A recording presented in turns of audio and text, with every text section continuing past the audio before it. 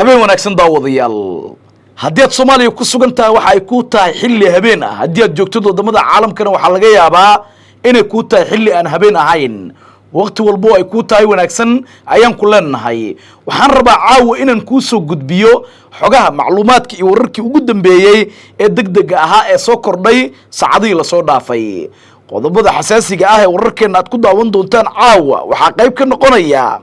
ciidamo ka yimid furmaha dagaalka oo caawa soo gaaray Mirinaayo General Odawa iyo madaxweyne Shariif oo mar kale abaabulaya dagaal culus oo ka dhan ah madaxweyne Xasan Sheekh Maxamuud iyo dawladdiisa waxaan ku soo gudbin doonaa ciidanka Mirinaayo gaaray saraakiisha hogaaminaysa dhaqdhaqaaqyada culus ee caawa mar kale dib uga bilowday aaga Mirinaayo iyo mucaaradka damaca xoogan oo ay ka leeyihiin in mar kale ay qaadaan weerar culus oo ka dhan ah dawladda federaalka Soomaaliya ayaan ku soo gudbin doonaa qodobada kale wararkeena aad ku daawan doontaan waxa qayb ka noqonaya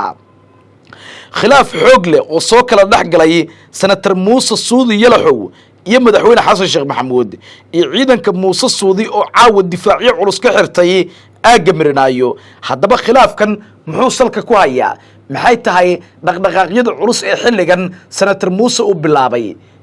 maxaa sababay khilaafkan waxaan kula wadaagi doonaa xog iyo macluumaad arrimahan ku aadan iyo dhaqdhaqaaqyada culus ee xilligan senator Muuse iyo dawladda federaalka Soomaaliya ay ka wadaan aaga Mirinaayo qodobada kale wararkeena aad ku daawan doontaan haddii alla laga helo annaguna aan idiin soo gudbin doono waxa qayb ka noqonaya garaad jaamac garaad cali iyo saraakiil ciidan oo uu hogaaminayo oo caawa ka baxay Laascaanood iyo garaadka oo ku wajahan furmaha dagaalka ee magaalada Ceergaabo ee gobolka Sanaag haddaba garaad jaamac garaad cali yaa ku helinaya safarkiisan waxaan ku soo gudbin doonaa xilli khilaafka garaadka u dhaxeeya isaga iyo sidoo kale madaxweyne Firdhiye uu sii siyaadayo ayaa xilligan waxa muuqanaysa in mar kale garaadku uu booqanayo furmaha dhinaca dagaalka wararkii ugu dambeeyay iyo macluumaad arrimahaasi ku aadan ayaan kula wadaagi doonaa iyo garaad jaamac oo caawa markaasi dabcan fariin adag u diray ciidanka qalabka sida ee maamulka waqooyi bari qodobada kale wararkeena aad ku daawan doontaan waxa qayb ka noqonaya ciidankii lafta gareen oo mar kale dagaal ku dhawaaqay iyo ciidanka dawladda federaalka Soomaaliya oo howlgallo culus ka bilaabay duleedka magaalada Baydhabo ee xarunta gobolka Baay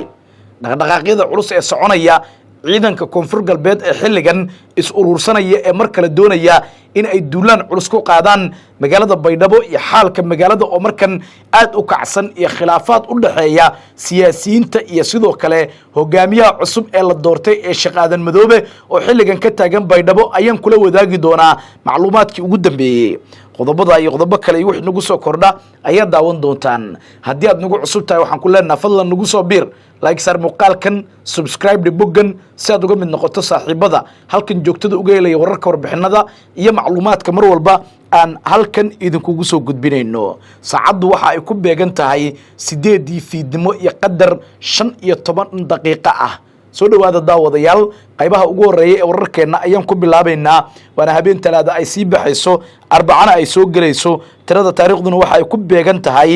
16 bisha June 2026 waa hagaag qodobka ugu horeeyay ee warkeena ayaan caawa si toos ah u gudagalaynaaye soo dhawaada daawadayaal ciidamo ka yimid furmaha dagaalka oo wata gaadiidka dagaalka iyo hubka noocyadiisa kala duwan ayaa caawa waxa ay soo buux dhaafiyeen aaga Mirinaayo iyadoo General Odawa Yuusuf Raage iyo madaxweyne Shariif mar kale abaabul culus oo dhinaca dagaalka ah oo ka dhan ah dawladda uu hogaamiyay madaxweyne Xasan Sheekh Maxamuud ay ka bilaabeen degmada Cabdicasiis gaar ahaan aaga Mirinaayo ciidanka caawa gudaha u soo galay Mirinaayo waxa la tilmaamay in ay wataan hub culus iyo gaadiidka dagaalka waxayna buux dhaafiyeen guriga General Odawa Yuusuf Raage uu ka degan yahay aaga Mirinaayo halkaasi oo dhaqdhaqaaqyadii ugu xooganaa oo dhinaca markaasi howlgallada ka dhanka dawladda ay ka soconayaan ciidamada waxa la tilmaamay in ay yihiin ciidankii beesha Harti Abgaal ee markaasi ka yimid dhinaca degmada Cadale ee gobolka Shabeellaha Dhexe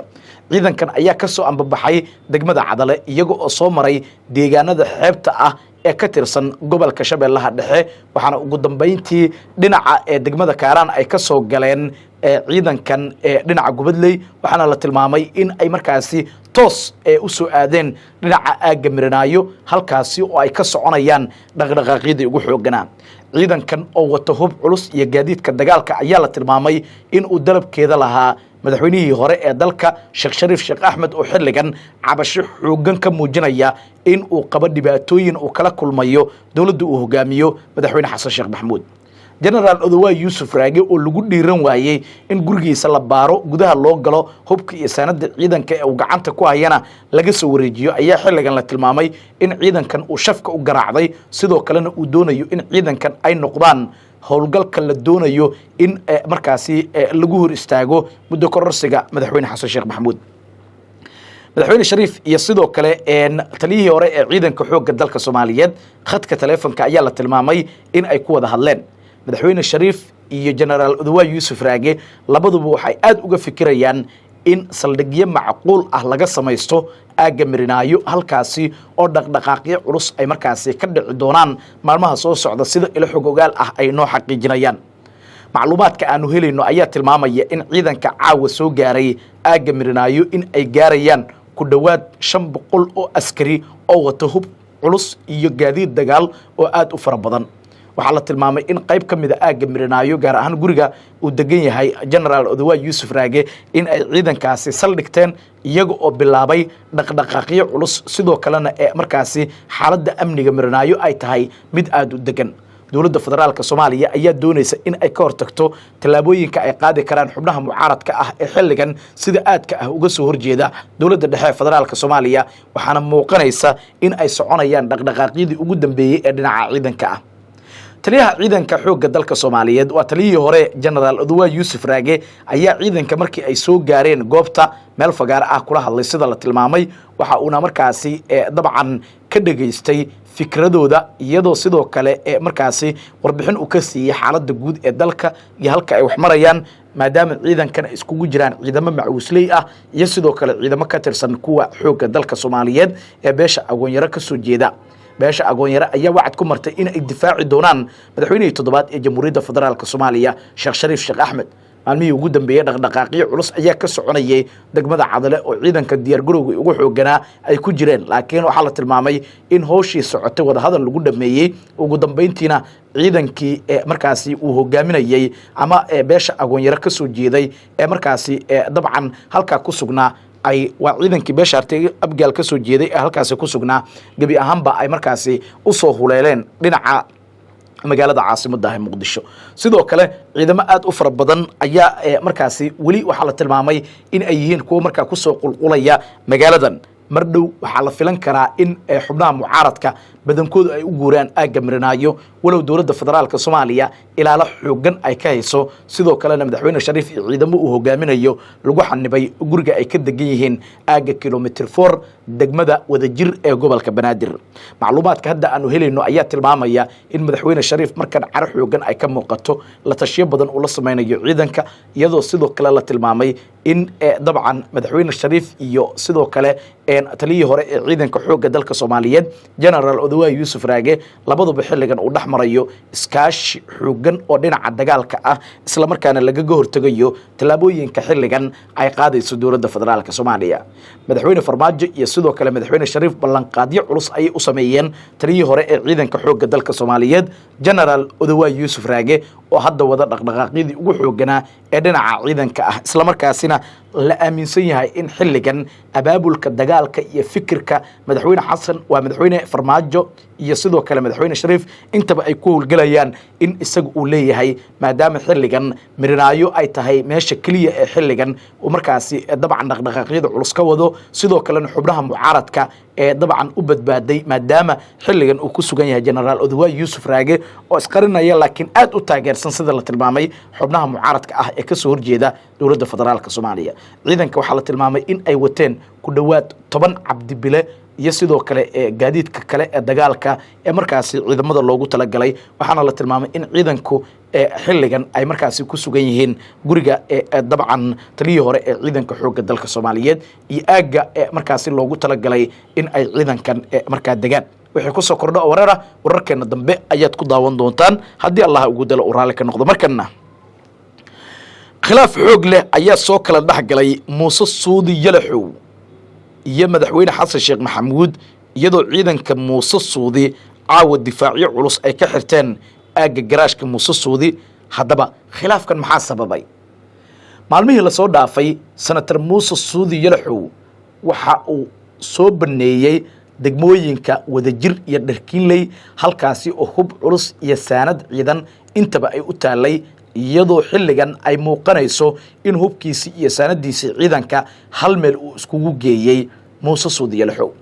muuse ayaa aad waxa ula xumaaday in uu hubkiisa hal meel iskugu geeyo maadaama hubkiisa uu yahay hantida keliya ee xilligan uu haysto sidoo kalena uu ahaa ninkan hogaamiye kooxeed hore oo dalkan markaasi dabcan soo maray macluumaadkii ugu dambeeyey ee la helayo ayaa tilmaamaya in khilaaf weyn oo aad u xoogan uu ka dhex qarxay senator muuse suudi yalaxow iyo madaxweyne xasan sheekh maxamuud wararka iyo macluumaadka aanu helayno ayaa tilmaamaya in senator muuse laga jartay lacagihii ee markaasi villa Soomaaliya ay siin jirtay iyadoo sidoo kale amar buuxa lagu siiyey in ciidankiisa uu ka saaro magaalada Muqdisho iyadoo intaasi asxaan loogu samaynayo sida macluumaad aanu xaqiijinay oo aanu helnay ay tilmaamayaan ila wareedyo lagu kalsoonaan karo oo markaasi u kala daba qaadayay senator muuse suudi yalaxow iyo sidoo kale madaxweynaha jamhuuriyadda federaalka Soomaaliya mudane xasan sheekh maxamuud ayaa nala wadaagay in muuse suudi gebi ahaanba laga jartay lacagihii dhinaca villa Soomaaliya kaga imaan jiray arintaasi oo ay ka bilaabatay talaabada koowaad carada uu qaaday senator muuse suudi yalaxow sidoo kale waxa lagu amray in isaga qudhiisa loola dagaalami doono sida xubnaha mucaaradka ah ee ka soo horjeeda dawladda federaalka Soomaaliya haddii uusan degdeg markaasi hubka iyo saanada ciidan ee uu ku dhaxaysto magaaladan uusan uga saarin magaalada banaankeedana uusan geenin senator muuse ayaa la tilmaamay in uu aad uga carooday habdhaqanka iyo ficilada markaasi dabcan dhinaca villa Soomaaliya kaga yimid arintaasi oo muujinaysa sida la tilmaamay in ay tahay mid markaasi dhabarka ka jabinayso taageeradii xoogganeyd ee senator muuse uu u hayay madaxweyne xasan sheekh maxamuud iyo dawladdiisa macluumaadka aanu helay ayaa waxa ay tilmaamayaan in garta madaxweyne xasan iyo sidoo kale senator muuse lagu jiray maalmihii lasoo dhaafay laakiin dhammaan kulamadii dhacay iyo sidoo kale ujeedooyinkii laga damacsanaa intaba waxaa la tilmaamay in ay ku soo dhammaadeen fashil sidoo kalena la tilmaamay in markaasi waxba laga qaban waayey maadaama xaaladdu ay noqotay mid markaa aad u cuslaatay oo meeshii ugu sarreysay gaartay madaxweyne xasan sheekh maxamuud ayaa intii xukunka talada dalka uu hayay waliba dabayaaqadii ee markaasi xukunkiisa waxa uu lumiyey xubno badan oo saaxiibo dhow u ahaa madaxweyne xasan sheekh maxamuud sidoo kalena garab iyo gaashaan u ahaa senator muuse suudi yalaxow ayaa la filayaa maalmaha soo socda haddii aysan waxba isbedelin in ciidankiisa uu ka saaro aagga Marinaayo sidoo kalena dhaqdhaqaaqyo culus iyo difaacyo ciidankiisu ay xirteen iyada oo laga cabsi qabi karo in xitaa hubka iyo saanada ciidanka ee isagu uu leeyahay in dawladdu ay gacanta uga dhigto muuse ayaa sidoo kale qorsheynaya in uu garabka mucaaradka ku soo biiro waxaana warar qaar oo aan la xaqiijin ay tilmaamayaan in muuse suudi iyo sidoo kale ee markaasi madaxweyne shariif qadka telefonka ay ku wada hadleen inkastoo aan la ogeyn waxa laga wada hadlay iyo xilliga ay wada hadleen intaba oo aanu si rasmi ah u xaqiijin karin laakiin senator muuse suudi yalaxow markan waxa uu muuqanayaa in uu markaasi meel cidla ku soo dhacay sidoo kalena dawladdii garabka iyo gaashaanka uu u noqday ay markaa sida la tilmaamayo dayacday inkastoo dabcan weli ay socdaan wada hadallo oo aan laga hordhici karin sidoo kalena ay keeni karto wada hadalladaasi in mar kale dib markaa xiriirkii u dhaxeeyay muuse suudi iyo sidoo kale dawladda federaalka Soomaaliya in uu dib u bilowdo caawa garaashka muuse suudi iyo aagga guriga uu degan yahay senator muuse suudi yalaxow waxa la tilmaamay in ay xirteen ciidamo aad u fara badan oo isaga si gaar ah uga amar qaadanaya sidoo kale ciidankiisa dowladda military ayay bilaabeen waxaana la tilmaamay in senator muuse uu wacd ku maray in uu difaacan doono hubka iyo saanada ciidanka ee isaga uu leeyahay ee uu gacanta ku hayo arintaasi oo muujinaysa in xilligan ay kala dhaqaaqeen isaga iyo dawladda uu hogaamiyo madaxweyne xasan sheekh maxamuud mucaaradku markan arintaasi waxay u noqonaysaa sida la tilmaamay fursad ay ku sii wadi karaan in ay markaasi dabcan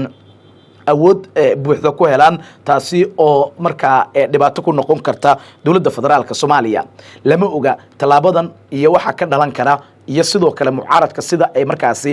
dabcan fursadan uga faa'iideysan doonaan laakiin senator Muuse Suudi Yalaxow iyo dowladda dhexe federaalka Soomaaliya ayaa lagu soo waramayaa in ay kala dhaqaaqeen arintaasi oo muujinaysa xaalad kale oo markaa dabcan keeni karta in dhaqdhaqaaqyo culus ay ka bilowdaan magaalada caasimadda Muqdisho haddaba wixii ku soo kordho wararkeena dambe ayaad ku daawan doontaan sideese u aragtaa khilaafka soo kala dhaxgalay senator Muuse iyo dowladda uu hogaamiyo madaxweyne Xasan Sheekh Maxamuud markana dhinaca iyo waqooyi bari oo xaaladeedu ay kacsan tahay aanu eegno garaad jaamac garaad cali garaadka guud ee beelweynta dhulbahante iyo saraakiil ciidan ayaa caawa ka baxay magaalada Laascaanood ee xarunta gobolka Sool iyadoo garaadka uu markaasi ku wajahan yahay furmaha dagaalka ee magaalada Ceergaabo ee gobolka Sanaag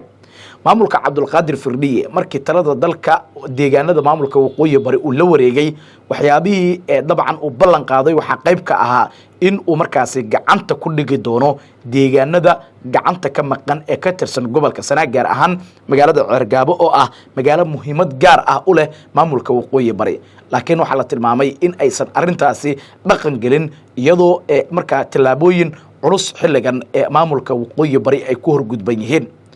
garaad jaamac garaad cali khilaafka u dhaxeeya isaga iyo sidoo kale madaxweyne Firdhiye meeshii ugu sareeyay ayuu gaaray waxaana soconaya dhaqdhaqaaqyo aad u xoogan oo xilligan ka bilowday deegaanada maamulka waqooyi bari taasi oo xitaa cabsi laga muujinayo in maamulku uu ku kala tago sida wararka iyo macluumaadka hoose ee aanu helayno ay tibaaxayaan maalmihii ugu dambeeyay garaad jaamac garaad cali Fahimo Qooje iyo saraakiil ciidan waxaa la tilmaamay in kulamo xasaasi ah ay uga soconayeen guriga garaadka uu ka degan yahay aaga ee markaasi dabcan madaxtooyada maamulka waqooyi bari gaar ahaan magaalada Laascaanood waxaana la tilmaamay in kulamadaasi ay noqdeen kuwo markaasi natiijooyinkoodu ay ahaayeen wax ku ool isla markaasina wax badan dabcan la iska weydiinayeen garaadka iyo saraakiil ciidan ayaa la tilmaamay oo ka mid yahay taliya Cabdi Madoobe in ay u ambabaxeen furmaha dagaalka garaadka ayaa waxa uu sheegay in uu xoojin doono dadaalka uu ugu jiro in la xoreeyo deegaanada ka maqan gacanta maamulka waqooyi bari sidoo kalena Ceergaabo gacanta lagu soo dhigi doono garaadku mar kale waxa uu abaabulayaa in uu ciidanka markaa howlgeliyo isaga oo saraakiisha ciidanka ee caawa furmaha dagaalka uu kula kulmay ku amray in ay diyaar garoobaan dagaal culusna xilligan wixii ka dambeeya loo diyaar garoobo si maamulka Somaliland ciidankooda looga saaro deegaanada ka maqan gacanta maamulka waqooyi bari arintaasi oo uu tilmaamay in ay tahay mid laga maarmaan ah maadaama xilligan Somaliland iyo Israel ay wada galeen heshiis arintaasina dhibaato weyn ay ku noqon karto maamulka waqooyi bari ee curdunka ah ee uu hogaaminayo Cabdulqaadir Firdhiye macluumaadkii ugu dambeeyay ee aanu helayno ayaa tilmaamaya in garaadku markaasi dabcan dhiirigelin iyo sidoo kale abaabul dhinaca dagaalka ah oo ka bilaabay deegaanada iyo degmooyinka maamulka waqooyi bari mar kalena waxa muuqanaysa in dagaalo culus ay ka curanayaan deegaanada maamulka waqooyi bari ee uu hogaaminayo Cabdulqaadir Firdhiye oo Cali xaaladdu aad bay u sii adkaanaysaa khilaafka maamulka ka dhaxeeya aad buu u sii sarakacaya waxaana garaad jaamac garaad cali iyo Fahimo Qooje la tilmaamay in ay mar kale doonayaan in ay dib u soo nooleeyaan maamulkii la oran jiray SSC Khaatumo kaasi oo noqday mid markaasi dabcan gacmihiisa uga saaray deegaanada maamulka waqooyi bari ciidankii maamulka Somaliland wixii ku soo kordho wararkeena dambe ayaad ku daawan doontaan haddii alla laga helo ugu dambeyntiina ciidankii lafta gareen ayaa mar kale dagaal waxa ay kaga dhawaaqeen duleedka magaalada Baydhabo ee xarunta gobolka Baay iyadoo ciidanka dowladda federaalka Soomaaliyana howlgallo culus ay ka bilaabeen deegaanada iyo degmooyinka maamulka Koonfur Galbeed gaar ahaan duleedka magaalada Baydhabo xilli ay sii adkaanayaan khilaafka u dhaxeeya maamulka ee markaasi uu hogaaminayo ninka iminka loo doortay hogaanka maamulka Koonfur Galbeed ee horay u ahaa gudoomiyaha baarlamaanka federaalka Soomaaliya Sheekh Aadan Maxamed Nuur Sheekh Aadan Madoobe siyaasiyiin ka soo jeeda maamulka Koonfur Galbeed ayaa xilligan waxa ay wadaan dhaqdhaqaaqyo xoogan oo ka soconaya gudaha magaalada Baydhabo lafta gareen ayaa magaalada Nairobi ee caasimadda dalka Kenya waxa uu ka hagayaa duulaanka ka dhanka ah maamulka cusub ee lagu yagleelay magaalada Baydhabo arintaasi oo u muuqanaysa in mar kale uu doonayo in uu dagaal galiyo ciidanka dowladda waa ciidanka isaga daacadda u ah ee ku sugan duleedka magaalada Baydhabo kuwaasi oo dowladda federaalka Soomaaliya ay markaa u aqoonsatay in ay yihiin maleeshiyad la mid ah kooxda shabaab xogta la helay waxa ay tilmaamayaan in ciidankii ee Cabdicasiis lafta gareen howlgallo culus ay ka bilaabeen duleedka magaalada Baydhabo gaar ahaan deegaanada kaabiga ku haya Daynunay oo markaasi duleedka magaalada Baydhabo dhacda dadka Soomaaliyeed xusuus gaar ah ku leh deegaanka lagu magacaabo Daynunay oo ka tirsan gobolka Bay macluumaadkii ugu dambeeyay ee aanu helayno ayaa tilmaamaya in ciidanku xilligan ay galeen diyaar garowga ugu xoogana sidoo kale ay wadaan dhaqdhaqaaqyo xoogan iyadoo ciidanka dowladda federaalka Soomaaliya iyagu qudheeda dagaalka waa duleedka magaalada Baydhabo ay ka wadaan howlgalladii ugu cuslaa dhawaan ayay ahayd markii ciidanka dowladda federaalka Soomaaliya gaar ahaan diyaaradaha dagaalka ay duqeeyeen fariisimo ay lahaayeen ciidanka madaxweynihii hore ee maamulka Koonfur Galbeed Cabdicasiis Xasan Maxamed lafta gareen laakiin hadda markale waxa muuqanaysa in duulaan culus ee marka dowladda federaalka Soomaaliya ay doonayso in ay ku qaado raggan sidoo kalena gabi ahaantoodaba la soo afjaro taliyaha ciidanka ee markaasi xoogga dalka Soomaaliyeed ayaa bixiyay amar culus oo markaa deegaanada maamulka Koonfur Galbeed looga saarayo ciidankii lafta gareen ee howlgallada culus ka wada duleedka magaalada Baydhabo mar walbana qarka u saaran sida la tilmaamay in ay soo weeraraan gudaha magaaladaasi wixii ku soo kordho